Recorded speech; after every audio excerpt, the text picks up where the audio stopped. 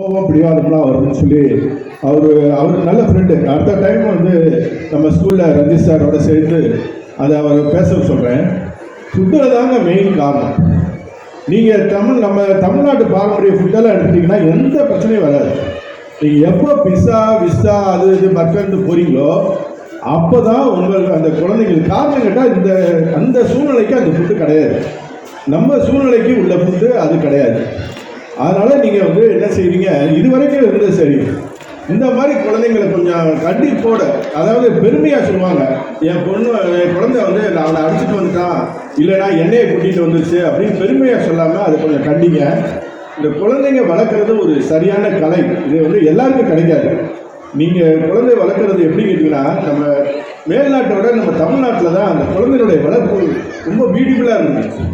இப்போ நாங்கள் குழந்தையாக இருக்கணும் சரி, நீங்கள் குழந்தையாக இருக்கணும் சரி, அப்பா அம்மா கண்டித்து வளர்த்துருக்காங்க. அதனால் இன்றைக்கி நீங்கள் இவ்வளோ டேலண்டாக இருக்கீங்க. அந்த குழந்தைக்கு இந்த வயசில் இவ்வளோ டேலண்ட்டுங்கிறது ரொம்ப எதிர்பார்க்காம உள்ளது. அதனால் இந்த குழந்தைங்களை நீங்கள் எவ்வளோக்கு எவ்வளவு அன்பான கண்டிப்பாக இருக்கணும். அதுக்காண்டி ரொம்ப அடிச்செல்லாம் பண்ண வேண்டாம், அன்பான கண்டிப்போடு வளருங்க.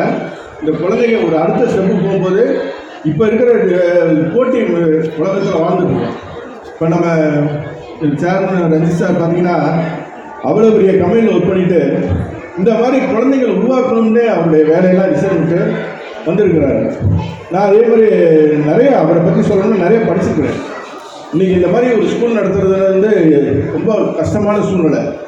இந்த மாதிரி சூழ்நிலையில் எங்கிட்ட பல விதமான பேரண்ட்ஸ் வருவாங்க. அவ்வளவுரையும் அனுசரித்து போகணும். அதே மாதிரி நம்ம பிரின்ஸிபால் மேடமும் கொஞ்சம் நேரம் தான் பேசினேன். அவங்க அந்த இருந்த வைஷ்ணவா காலேஜை பற்றி நம்மளுக்கு தான் தெரியும். அப்படிப்பட்ட காலேஜில் ஒர்க் பண்ணிவிட்டு இந்த குழந்தைங்களை ஒரு பெரிய லெவலில் உருவாக்கணும் அப்படின்னு சொல்லிட்டு அவங்களுடைய அந்த மனப்பான்மை நீங்கள் ஒத்துழைப்பு கொடுக்கறதுனால தான் அவங்க இந்த மாதிரி வர முடியும். ரெண்டாவது, நாங்கள் எக்ஸ்ட்ரா சார்பாக சொல்கிறோம், வீட்டுக்கு ஒரு மரம் வளருங்க. எங்கிட்ட நீங்கள் தண்ணி காசு கொடுத்து வாங்கிக்கிங்க கொரோனா காலகட்டத்தில். அதே மாதிரி நீங்கள் ஆக்சிஜன் கிடையாதுன்னு எத்தனையோ இடத்துல வாங்கியிருக்கிறோம். இதுக்கெல்லாம் காரணம் கேட்டால் இந்த இயற்கையை அழிச்சதுனால தான். நீங்கள் ஒவ்வொரு மரமும் நீங்கள் வளர்க்க அந்த குழந்தைங்க பிறந்த நாள், உங்களுடைய வெட்டிங் டே, இந்த மாதிரிலாம் நான் எக்ஸ்ட்ராலேருந்து நிறையா மரங்கள் பூச்செடிகள் என்ன வேணாலும் தரோம். மேடம்கிட்ட என்னுடைய ஃபோன் நம்பர் இருக்குது. நீங்கள் கால் பண்ணி எப்போ எந்த தேவைப்பட்டாலும் வீட்டுக்கு ஒரு மரம் வளருங்க. அது சாதாரணமாக இல்லை, அது விளையாட்டாவோ இல்லை இதுவோ நீங்கள் சீரியஸாக எடுத்து செய்யணும். கேட்டால் இந்த ஆக்சிஜன் கொடுக்குறது இந்த மரங்கள் தான். ஒரு வீட்டுக்கு ஒரு மரம் வளர்த்திங்கன்னா போகிறோம். உங்களுக்கு வேணுங்கிற ஹெல்ப் நம்ம எக்ஸ்னோரா செய்வோம். நிகழ்ச்சியில் சிறப்பு விருந்தினராக ஓய்வு பெற்ற காவல்துறை அதிகாரி எக்ஸ்னோரா சீதாராமன் பங்கேற்று குழந்தைகளுக்கு பதக்கம் மற்றும் சான்றிதழ்களை வழங்கி பின்னர் சிறப்புரையாற்றினார். இதில் 200க்கும் மேற்பட்ட மழலை குழந்தைகள் பல்வேறு கலை நிகழ்ச்சிகளான நடனம், பட்டிமன்றம் போன்றவை நிகழ்த்தினர். குறிப்பாக பொன்னியின் செல்வன் படத்தில் வரும் கதாபாத்திரத்தை போல் 30க்கும் மேற்பட்ட குழந்தைகள் தத்ரூபமாக வேடமிட்டு நிகழ்ச்சியை அரங்கேற்றியது பார்வையாளர்களை வியக்க வைத்தது. மேலும் இந்நிகழ்ச்சியில்